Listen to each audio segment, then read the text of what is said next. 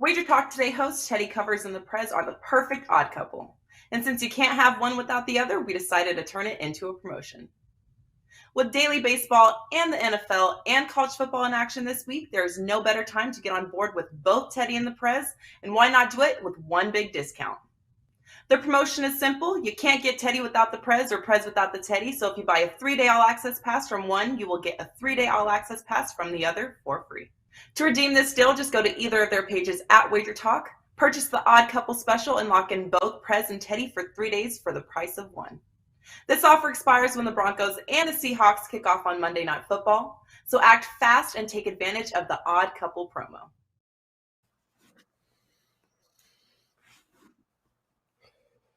Welcome in to the NFL Opening Line Report Monday, September 5th. Week 1 is upon us. I am Drew Martin, and like always, joined by my co-host, Teddy Covers, one of the best in the business at breaking it down where these opening lines are moving here, week of the games. Teddy, happy Monday morning to you. Happy Labor Day.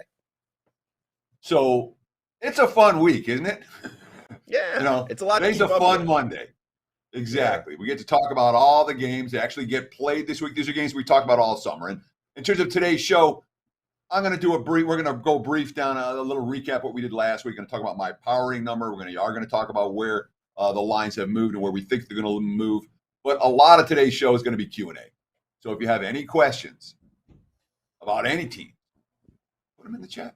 Put them in the comments, and we'll see how many Drew's able to get to. We cut and pasted a whole bunch of comments from YouTube last week. We're going to get to as many of those as we can on today's show. And then, obviously, starting next Monday, we'll have virgin lines to talk about, and we can do a true opening line report. But we did a lot of this last week, so I don't want to rehash what I've already done. If you want to go back and watch last week's show, I encourage you to do that. Download that free Wager Talk TV app or go to YouTube and search Opening Line Report. You'll be able to download last week's episode with a lot of the comments that I have for this week's games. Like it, Teddy. Well, let's get into it quick hitter style. We got Thursday kicking us off here. The kickoff game for the NFL season, 8:20 Eastern, 5:20 Pacific. Buffalo and the LA Rams plus 2.5 is what we're seeing. The Rams -2 in the hook. That's the Bills as the road favorite here, Teddy. 52.5, actually mostly 53s out there as the total. What are we thinking? Kick off the NFL season. Yeah, this total's on the way up. I'm seeing 53s. I'm seeing a couple of 53s with juice to the over. If you like the over, I might bet that sooner rather than later. Of course, we are talking about two pretty good defenses. As well as two pretty good offenses for that week 1 showing. From a side standpoint, look, it's been nothing but Bills money. Nothing but Bills money for the open. We haven't seen any 3s yet. I'm not convinced we will. I'm confident that at 3 you'll see buyback on the Rams. So this line likely to stay in the 2.5 range between now and kickoff. But in the last few hours before kick, if the money pours in on Buffalo, there might well be 3s out there. If you want to wait, if you're interested in the Rams side, you could get a better number, perhaps on Thursday.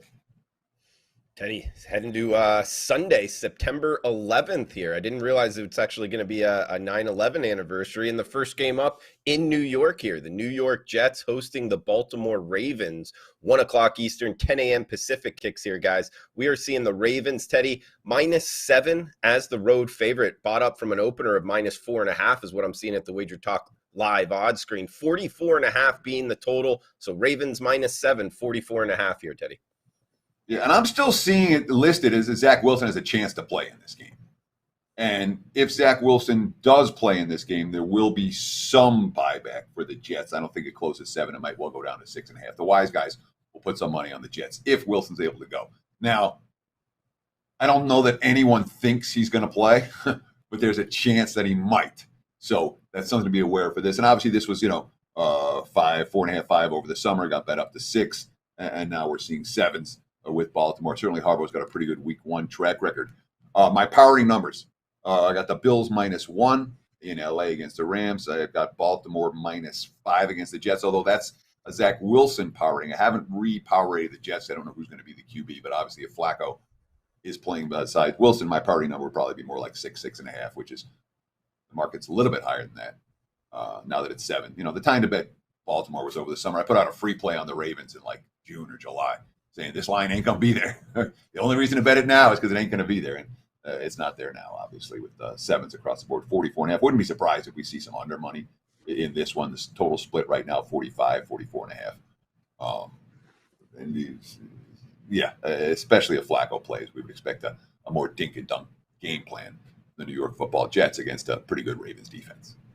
Sure, guys. Another reason to always check Teddy's page, putting up a lot of free plays and to get on some of those lines before they move. We got next game up, 455, 456, the rotation number, New Orleans and Atlanta. We're seeing the Saints -5.5, a couple shops showing 5 flat here, 42.5 being the total.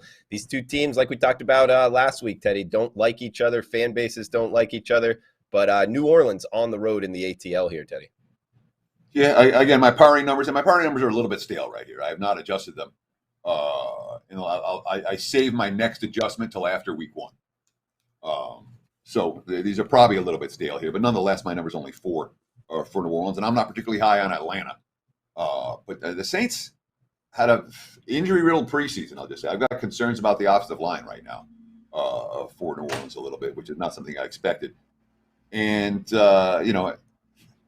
the Falcons are at least saying the right things in year 2 of the Arthur Smith era.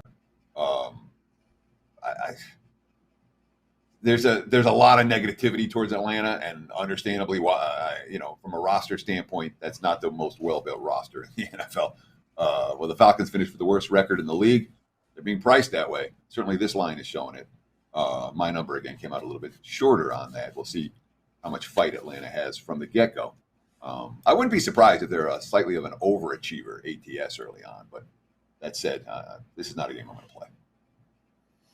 Huge shout out to the chat box. Everybody joining us live. Have Cash, Mike Campbell, Johnny Outlaw, Gerald Jones, Solar in the house. Thanks for joining us live. Feel free to fire out any questions like Teddy talked about at the top. Let us know where you're watching from. All is welcome, what you're looking to bet here for week 1 NFL. We got some questions we're going to answer at the end from the chat box. Also from last week's reply section on the YouTube channel. We'll answer questions from there. And feel free, if you're watching on replay, fire away in the reply section below, and we'll answer any questions on next week's show. Teddy, next game up, AFC East here, 1 o'clock Eastern, 10 a.m. Pacific.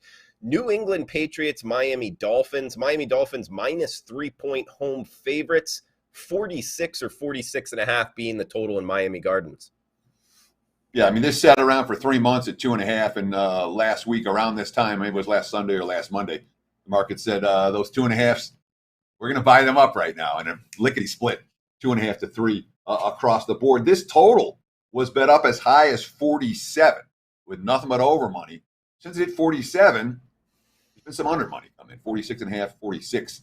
So there's kind of two-way action on the total. My powering number for the game is 4. It's a little bit higher than the markets.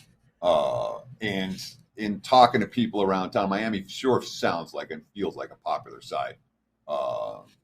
The Dolphins, I'm not convinced they're a public team yet. If they win week 1, there's going to be some betting market momentum for Miami. There's more hype around the Dolphins than we've heard in many recent seasons. Teddy, next game up, Cleveland and Carolina. We got 41.5 being the total. I'm seeing a flip favorite here, Teddy. Now we got -2.5. That's the Panthers as the home favorite now. Yeah, I mean, I talked about this last week as the single biggest point spread differential that I have between my numbers and the market numbers. I've got Cleveland as a favorite in this game. All right. And when my number's this far off for week 1, it's not a client play. All right. I don't expect to be 5 points off on a week 1 number. And when I do, it tells me my power rating for both teams is off market. And I'm going to tap the brakes a little bit, probably, before I get involved. But, I mean, I'll tell you what, at +3, I'll be on Cleveland. I don't know if we're going to see it. It's been nothing but Browns money so far. And obviously, Baker Mayfield facing his former team has got a nice storyline. And the Panthers did start 3-0 last year before they completely collapsed the rest of the way. So, Rule did have them ready out of training camp. So I understand all of this. But not like Mayfield is a difference maker at the QB position. It's not like Carolina is a whole lot better than Cleveland at any other position. So at many other positions. I definitely lean Browns here. And at 3, I'll be a buyer. Teddy, next game up, Pittsburgh and Cincinnati, AFC North battle here, 44.5 being the total, -6 in the hook. That's the Bengals, the Super Bowl appearance. However, the Super Bowl loser here. I know there's some stats that maybe to look to fade the Bengals, but Teddy, what are you thinking here? -6.5, 44.5 being the total. Yeah, I think Super Bowl loser, and I'm doing this off my head. I apologize, but I think they're 6-17 ATS in the opener the following season, which isn't 0-23, but it's certainly not a strong track record in the 21st century for teams like Cincinnati. Pittsburgh hasn't announced who they're starting yet at the QB position. The markets could move off of this. The markets will like Trubisky. They will not like Pickett. So if Pickett gets the start, this is a chance to go to 7. If Trubisky gets the start, it's probably going to sit 6.5. And we haven't gotten full confirmation that Burrow is going to play, although from all indications, the appendectomy was successful and he was back in practice. And I'm anticipating Burrow is playing, but be aware if if Pickett plays, we'll see Cincy money.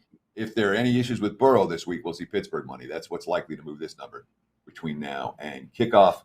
We haven't seen. This has been 6.5 all summer. It's 6.5 now. It's basically 6.5 across the board. The total's 44.5 all summer. It's 44.5 today. So the markets haven't moved on this game much at all. Still waiting for more info on who's going to be starting at the QB positions for both teams this week. Heading to the Windy City up next, San Francisco at Chicago, 41.5 being the total here. Some 42s popping up. Circa showing 41 as the total. -7 flat. That's the 49ers as the road favorite here, Teddy. And that's my powering number on the game is -7 flat. I just did a big game breakdown on Wager Talk today, which if you guys aren't watching it, that's a great show every day, 9 a.m. Pacific, noon Eastern, right here on Wager Talk TV, which is just a little sports central for gamblers. We're going to go through a handful of games every day, and it's fun. We try to have fun on that show. We try to have fun on this show too, but that show it tends to be, Drew's got a nice dry sense of humor. He'll get a laugh or two, but that show tends to be a little bit more light on the light side. But I did a big game breakdown on that show in favor talking about the 49ers here, even though my powering number is 7. And conceptually, I talked about when it comes to week 1 NFL. In general, I want to be betting on good teams for the markets realize how good they are, betting against bad teams for the markets realize how bad they are. And there's a world of difference between these two teams. In the trenches, there's a world of difference between these two teams. And that's where I think that San Fran is going to have a big edge. I know it's Trey Lance it's not his first road start. He did start, I think, in Arizona last year on the road in one of the 2 games he was behind center. But this time he's been been the starter all throughout training camp.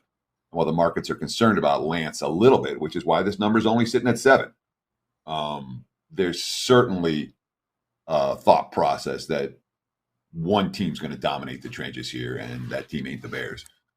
So if I'm playing, I'm laying. I thought there was a decent chance this number would go up. It's not going up. There's support for Chicago at 7, and there'll be wise guys playing the Bears if it gets to 7.5. So if you see the 7.5 out there, don't expect it to last long. The markets have their concerns about Lance in San Francisco's ability to quarterback at a high level and to get his team to cover by win a game by more than a touchdown on the road. Like it, Teddy. We got Philadelphia, Detroit up next. We're seeing the Eagles -4-point road favorites. 48-49, depending where we're shopping, is the total. We've seen some buy up here on this total in the Motor City, Teddy. Yeah, and you can understand why. On paper, these two offenses should be pretty good. And certainly from a Detroit defensive standpoint, I don't think they're pretty good. So there's a opportunity here for points in bunches. This total can only go in one direction. If you haven't bet it yet and you want to bet it today.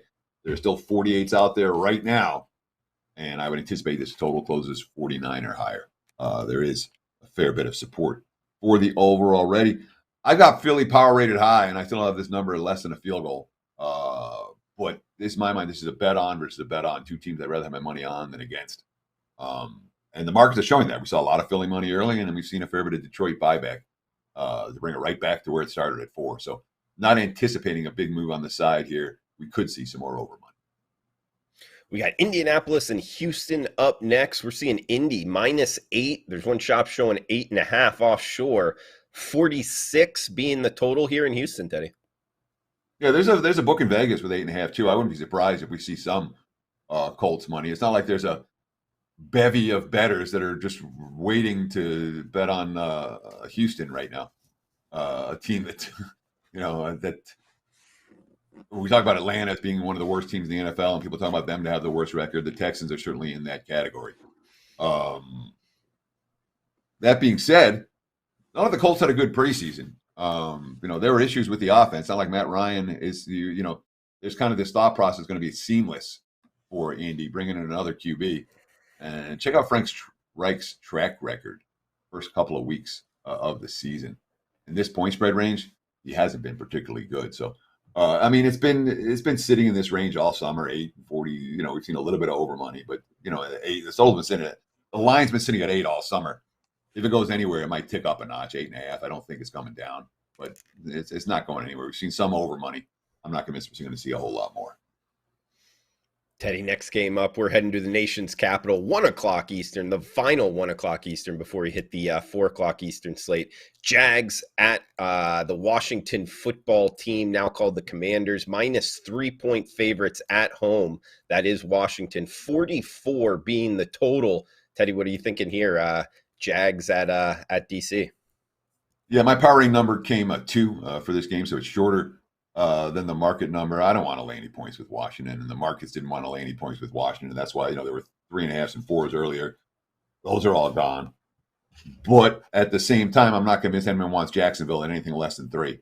So I would anticipate this line will close right where it is now with Commanders as 3-point favorites. There could be some juice involved. And total-wise, if anything, we're likely to see some under money, I would think. But really, it feels like it's going to close in the 3 and 44 range. This is not a game that I anticipate any significant line move. Heading out to the desert here, we get Kansas City and Arizona. Chiefs minus 4 in the hook as the road favorite. 53.5 or 54 being the total. Chiefs at the Cardinals, Teddy. Yeah, I had the Chiefs on the short list over the summer at minus 3, and I missed the 3, and it went to 3.5. And I'm like, well, you're probably not going to play it now. And now it's 4.5. Moved again over the course of the last week. There's support for there's wise guy support for Kansas City, and if you're trying to gauge where the betting markets have the top, the Bills are power rated number 1, and KC's power rated number 2 coming into the campaign. So neither of the two Super Bowl entrants from last year is getting the level of market support that we're seeing for Buffalo and Kansas City. The markets are calling them the 2 best teams in the league, and this number is certainly showing it. My number's 4 on the game. So it's a little bit shorter than the market now after the big line move in favor of Arizona. Look, no one's playing this game under. 53.5, 54 is out there. I can anticipate this total ticking up as well. So if you like the total and want to bet it over, bet it now. If you want to wait for the under, wait till before kickoff. Who knows how high this total will go? 54.5, 55, 56. Shop around. You might be surprised what you see. We're not going to see much under money in this one. Heading out to Los Angeles for the second time in week 1 as the Chargers host the Raiders here back in SoFi. Of course, the opening kickoff game on Thursday night, this on Sunday afternoon. 52 being the total. Teddy, we're seeing minus 3 with juice or minus 3.5 at some shops. That is the Chargers as the home favorite.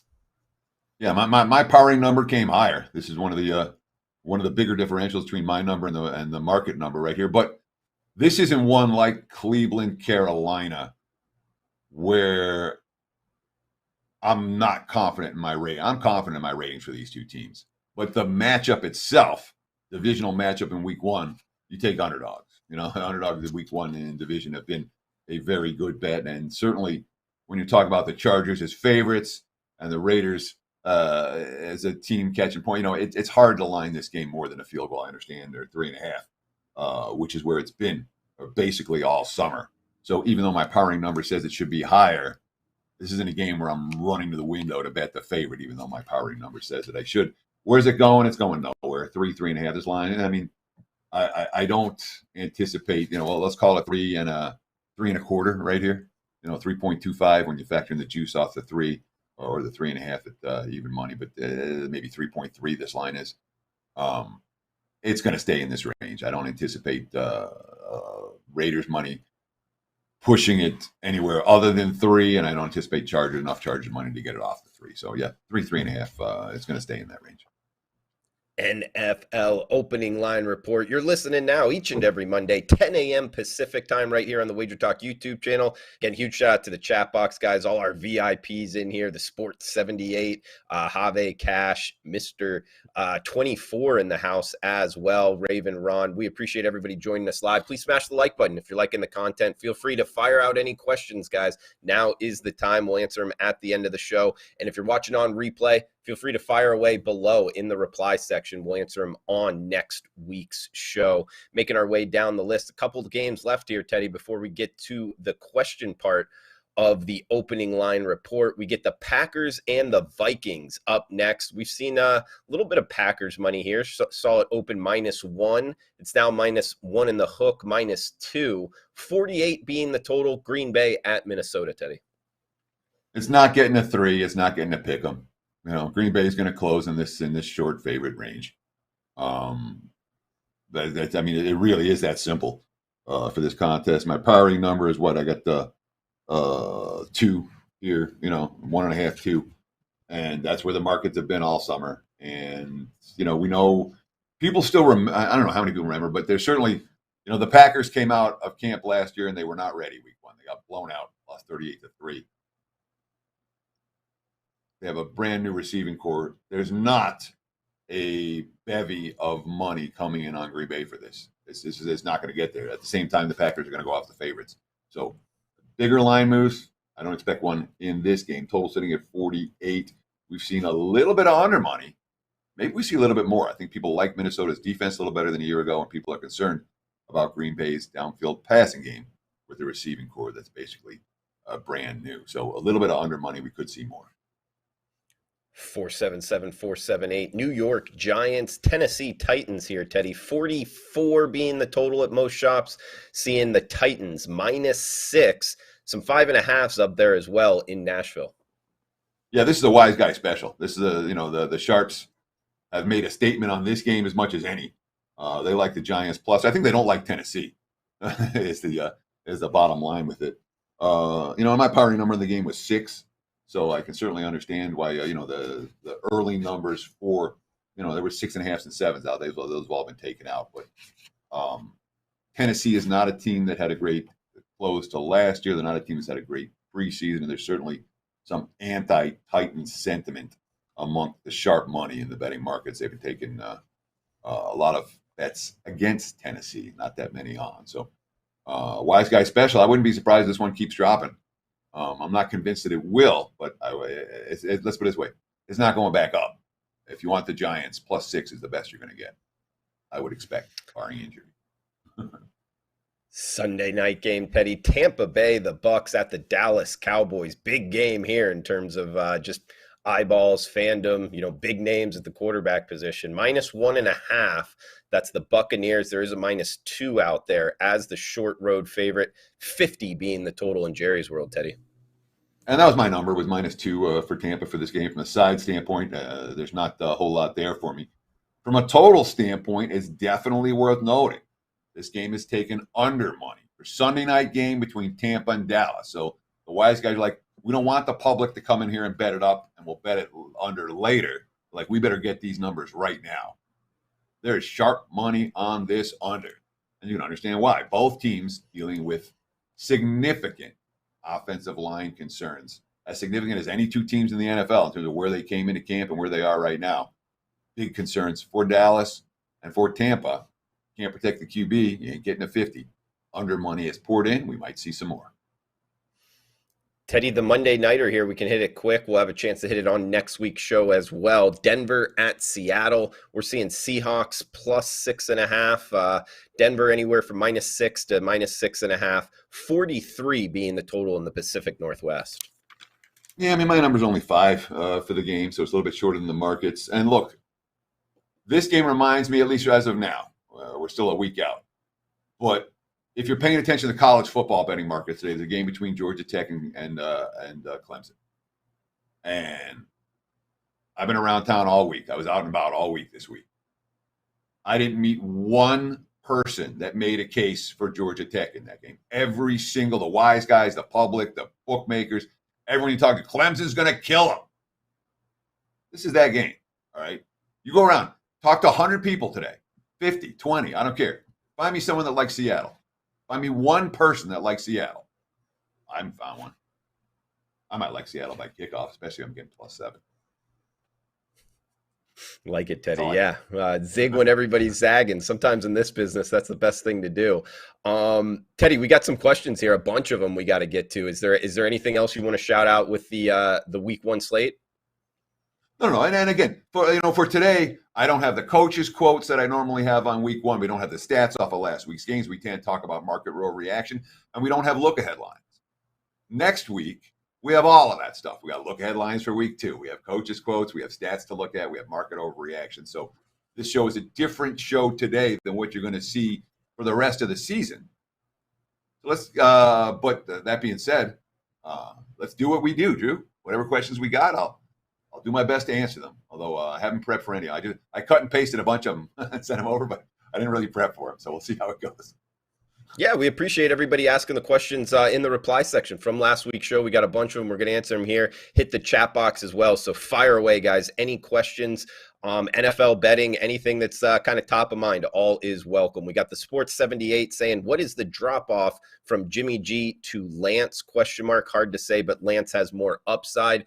What is the drop-off in your opinion, Teddy, or is there more upside and it's actually not a drop-off at all?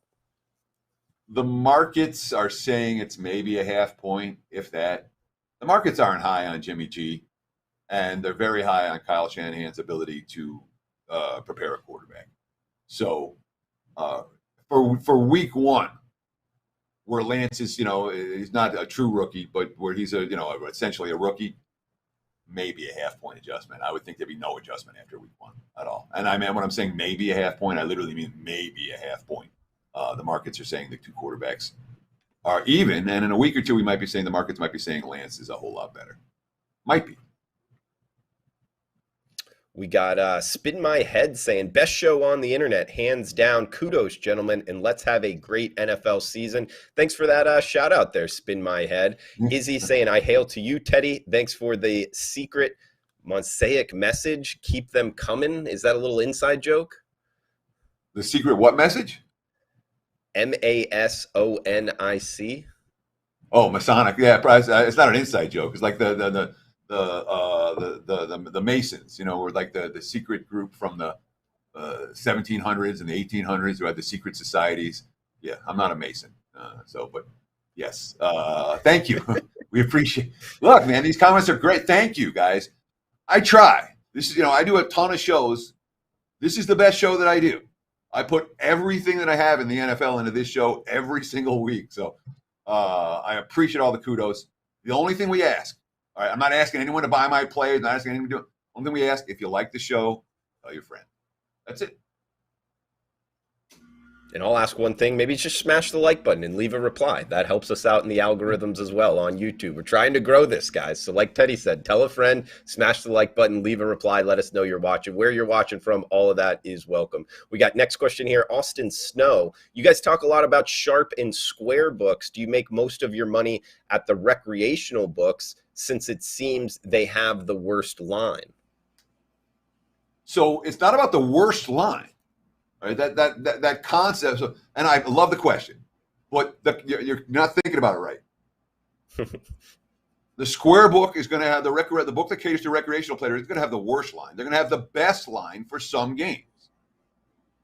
The books that cater to professional bettors are going to have the best line for some games. The whole concept is don't have one book, have 2. Don't have 2 books, have 3. Don't have 3 books, have 4. You have $500 to open accounts, open 5 different $100 accounts. You want the variance. You want the ability to shop for the best of the number. You want every bet you make to be getting a half point the best of it because you have a book that has that number off. So it's not about who's right or wrong or what it's just or even what the books are catering to. It's all about having that line variance. And over the course of the season, again, we're not talking about it's going to do it. In 95% of the games, your line variance is going to make any difference.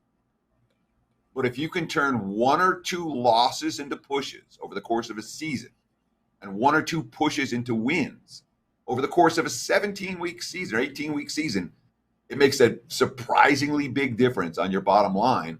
And over 100 bets, 2 losses into pushes, 2 pushes into wins, do that down the road, makes a huge impact on your bottom line. So it's not about one book is a good number, one book is a bad number. This book has a different number than that book. And depending on the side of the total that I like, that's the way I want to attack it. I'll bet it here or I'll bet it there. Yeah, absolutely, Teddy. Well said. Wise words there, guys. The variance in the lines is what helps. It's not as much about, sharp and square, although you can keep that in your mind to kind of help you look, but it's just having different, odds. If there's a 6.5 out there and a 7.5 in another book, just go with the route, that's better for your bet. So well said there, Teddy. Got a question here actually in the chat box, Teddy, from MDR24. Teaser look, question mark. Probably not the smartest in week 1. Both take power rating abnormalities and push the number further, perhaps. So what about teasers here, Teddy? Overall and for week 1, are they part of your mix? So when you're talking about for me, a teaser is a 2-team, 6-point NFL teaser where you're capturing all the key numbers. Those are the only teasers I will ever play. You're not going to catch me in college football betting teasers. I'll book. Anyone wants to bet college football teasers, call me. I'll book it. I can't really, but obviously, when back in the day when I was a bookie, it was easy money. I'll just leave it at that. In general, okay. So when we talk about NFL teasers, you want to talk about capturing the key numbers. That means you're taking your big dogs your short dogs.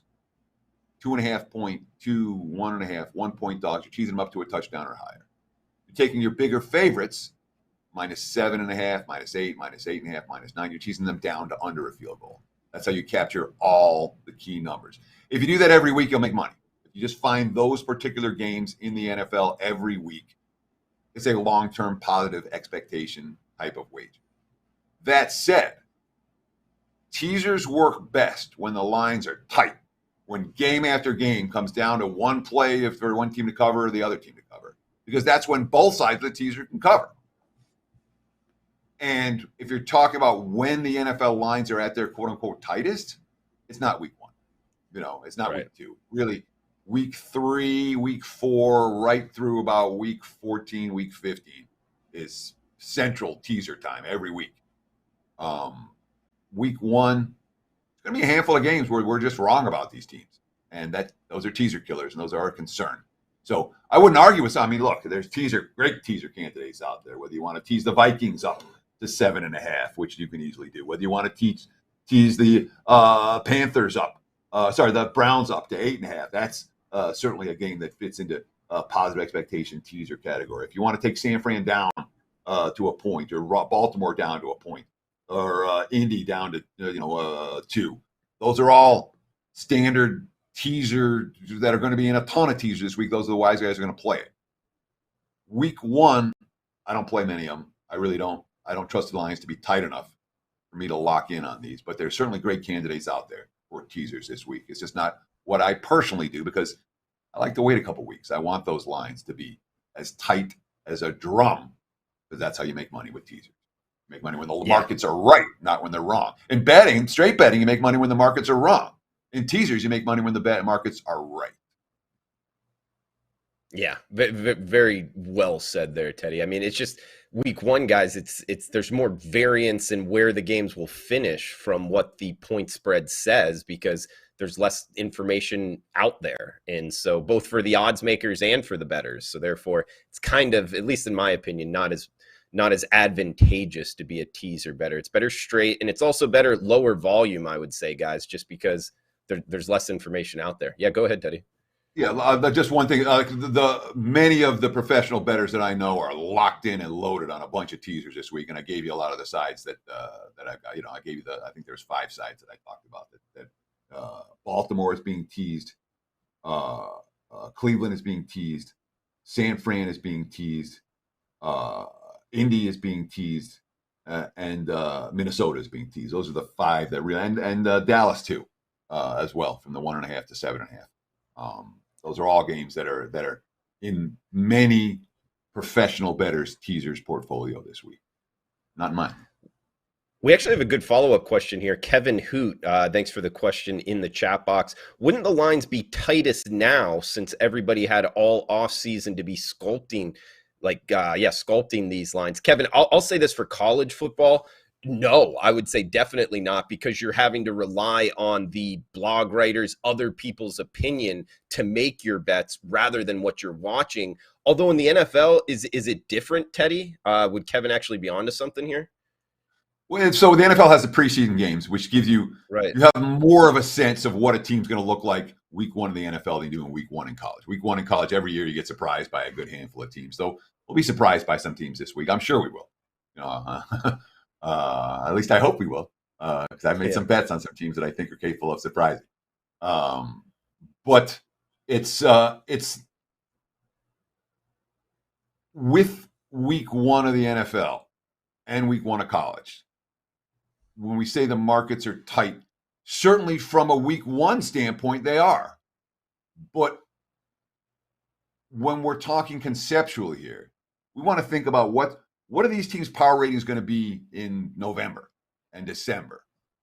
And there's going to be a handful of teams that we liked in week 1 that by midseason we're like, no, we were wrong about that team. There's going to be another handful of teams that we were like, oh, we didn't like them. And then we were wrong about that team. In October, a month from now, we're going to have a little bit better of a sense of this team actually is good, this team actually is bad, the market, So that's what I mean by the markets are tighter as the season progresses in the NFL versus week 1. These week 1 lines are, from a market standpoint, they're as tight as can be. But from how they correlate to how good the teams actually are standpoint, that's all nothing but question marks, right? Like it, Teddy. We got Red Johnson. It won't be that way in a few weeks. Okay. We got Red Johnson from last week's show here in the reply section. Again, guys, if you're watching on replay, feel free to fire away below on the YouTube channel. Thanks, Drew and Teddy, for answering last week's questions. Appreciate the insight on live betting. I got a question for both of you guys. Do you think head coaches put any effort into beating point spreads in these past couple years since gambling has become more popular? Do you ever seem to notice any coaches who seem to care in the late game situations about covering the point spreads? Teddy, in college football, I think there's something to this. The head coaches wanting to keep the boosters happy in covering point spreads. I'm not saying all the college football coaches, but I think some actually do that. But it's also what kind of offensive plays they're running late. If you're up 28 points and your backup quarterback's in, some teams in college just run ISOs and dives and run out the clock. And some teams drop them back 5 and 7 step drops and let them throw it down the field. So even though it's the backup, they're still scoring points. That's on the college football side of things.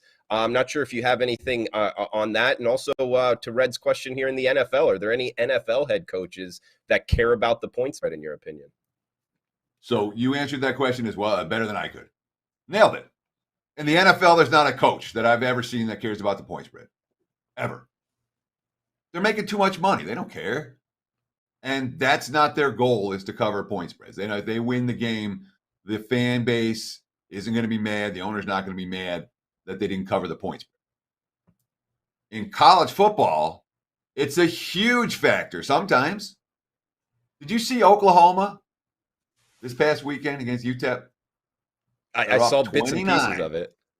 Yeah. They're up 29. The point spread's 31. UTEP had hit a 54-yard field goal, right, to cut the lead from 32 to 29. Nice. And a situation where there's no way they're kicking a field goal.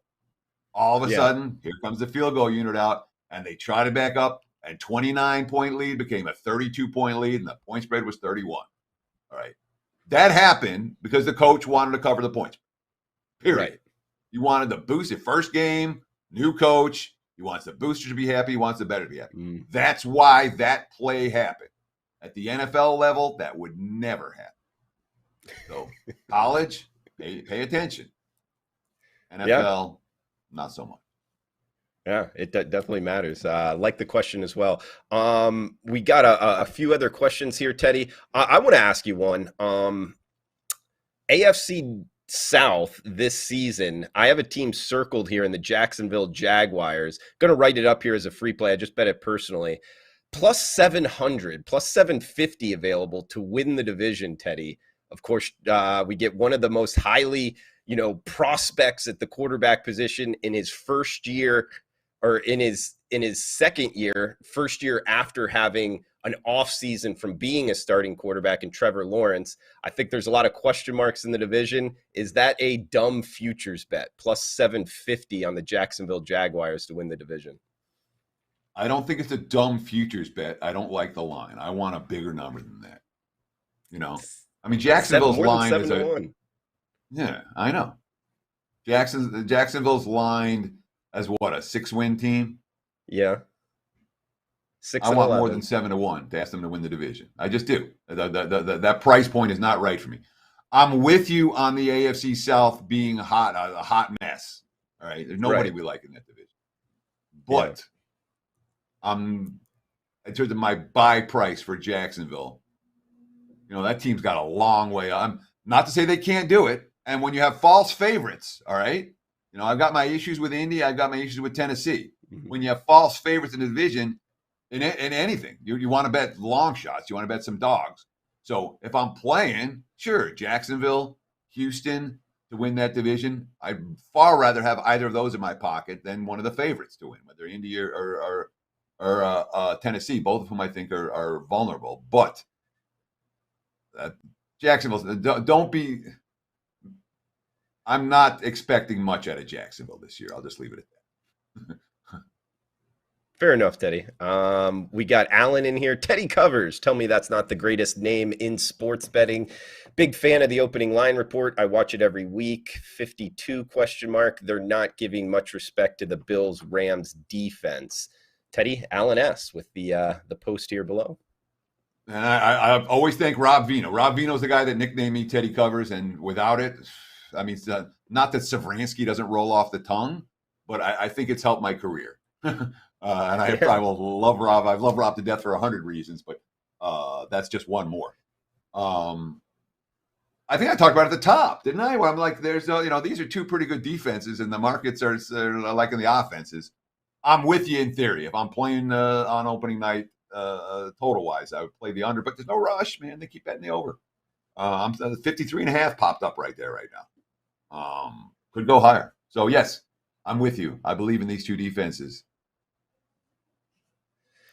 Teddy, we got Fred saying another question to piggyback off the live betting, which we talked last week. Is the odds in live betting strictly system generated based on probability, algorithms, or does money sometimes move the line? Fred, I think money moves the line once the live line is out, but I think the live line just generated up there right when it's happening is just algorithms. Do you have anything on that? Exactly.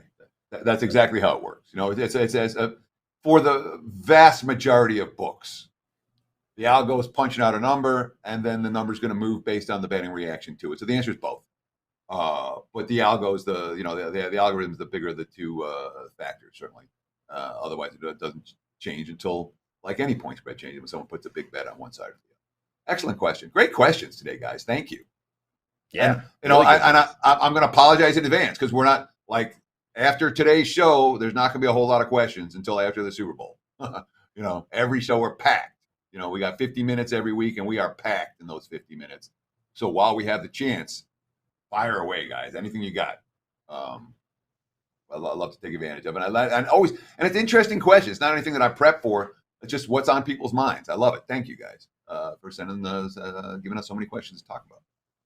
Yeah, I appreciate it. I second it, guys. NFL opening line report, 10 a.m. Pacific time, right here on the Wager Talk YouTube channel, each and every Monday. Got a couple minutes here to answer a couple more questions, so fire out in the chat box. We got Austin Snow saying, I upgraded Atlanta based off of preseason success. Mariota looked good to him. I know it's preseason, but do you think they might surprise some teams this year, Teddy?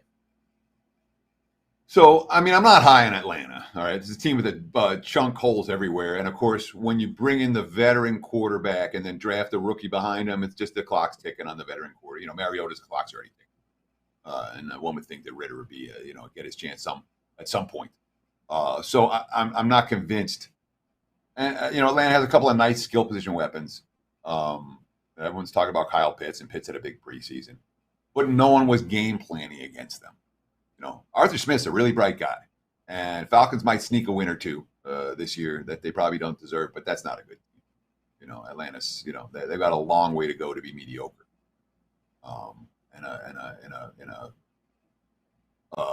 It's a real rebuilding environment. So I'm not convinced they're going to be good. That being said, if they're even a little better than expected, you can make a boatload of money betting on the Falcons because there aren't a whole lot of bettors that like them. There's been a fair bit of, lots of money on Atlanta to have the worst record in the NFL, lots of money for Atlanta to go under their win total and that sort of thing. So if they end up being a little bit better than advertised, might be a team you can make a whole lot of, like the Lions last year. Team, bad team you can make money with. Those, and many times the better, those are your favorite teams because the markets don't adjust. Teddy, we got Fred Johnson in the chat box asking a question. Got a question. Does rain help the defense more in NFL? And if so, is it advantageous to take the over since the total drops? Fred, before I throw it over to Teddy, I want to say something about this because there is a sentiment out there in the sports betting media world that wind is much more detrimental than rain, which it is. I'm not going to say it isn't. But it's almost like people will throw off like, oh, rain helps the defense. I'm going to go out on a limb here and say they've never thrown a football in a sanctioned game at the high school level or above because rain absolutely makes it more difficult on the offense, at least throwing and catching the ball. So that's one thing I wanted to throw out before throwing it over to you. I think rain hurts, wind hurts more. What do you think, Teddy? So, yeah, I mean, the one of the beats stand out to me. The beats that just stick in your head. Blizzard in Philadelphia.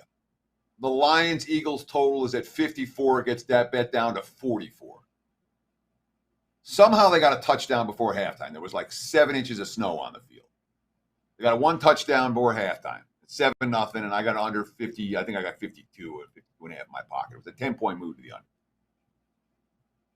The second half of that game, with 7 inches of snow on the ground and the snow still falling, big play touchdown, kick return touchdown, punt return touchdown, broken tackle touchdown. The defenses got gassed, especially got gassed, and players, when they got a seam, they could just fly indefinitely. That can happen on rainy days too, okay? There are rainy days where if you have one of these quick strike, quick passing offenses, dink, dink, dink, and the receivers are slipping, the defensive backs don't know where the guys are going, and guys are slipping and sliding all over the place, it's great for an offense. There are other times, if your offense wants to run the football and your offensive lineman can't get any leverage because the field's sloppy and you're relying more on downfield throws as opposed to the quicker throws, your offense is going to die in the rain. So a lot of times as bettors, we're like, oh, well, this is the way to do it. And it's always, no, this is the way to do it in this circumstance with these teams and the way they match up. And with I'm not going to make a bet over or under based on rain. Plain and simple. In the vast majority of circumstances. So great question. But there are a lot of different factors we can consider all over the place, and isolating what's the most important information and what isn't is important. The rain affects both teams in theory the same way. If you can find an edge where one team's game plan is likely to help them in sloppy conditions and it's not going to help the other team, well, there's a handicapping edge. But unless you have that, it's not an easy call. Sure. And we got Chad saying it's brutal for DBs too. That's to your point, Teddy. Try making reactionary moves with a great wide receiver. Good luck. I would just say, try being a quarterback when it is raining. It affects everything. It affects the snap. It affects getting the shotgun. It affects putting the ball as a nice throw for the wide receiver to catch. It's actually a skill in itself. So something I'll do is each and every Saturday and Sunday, like Teddy, I'm just taking notes, watching 3 games at a time.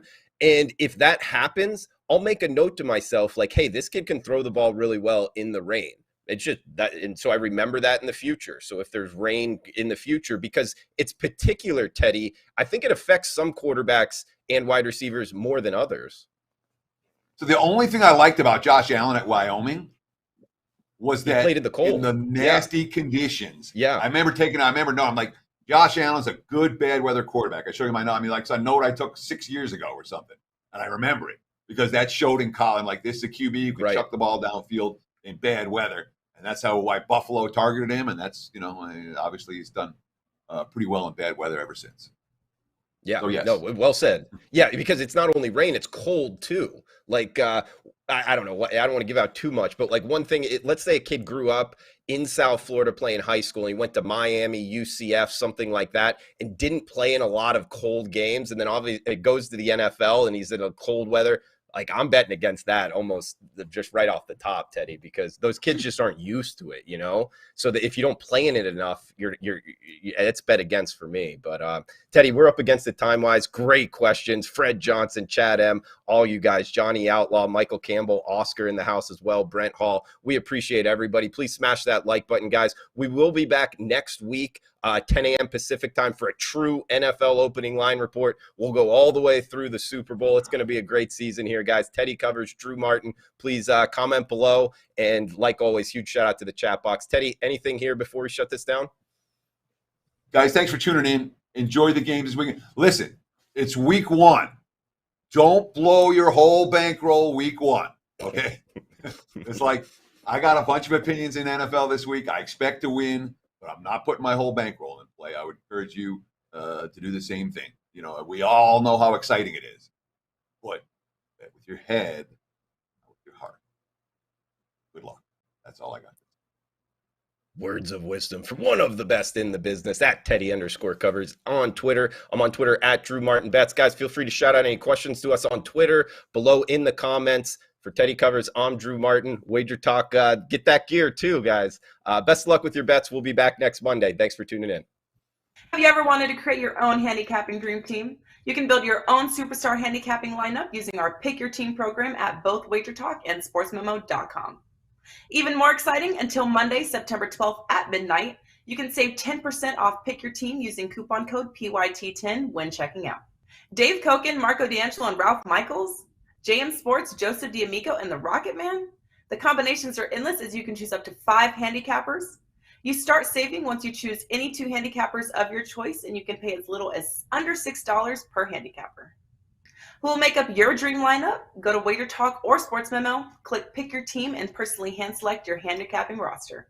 Don't forget that coupon code PYT will expire on September 12th, so get your 10% discount and put together your personalized dream team today.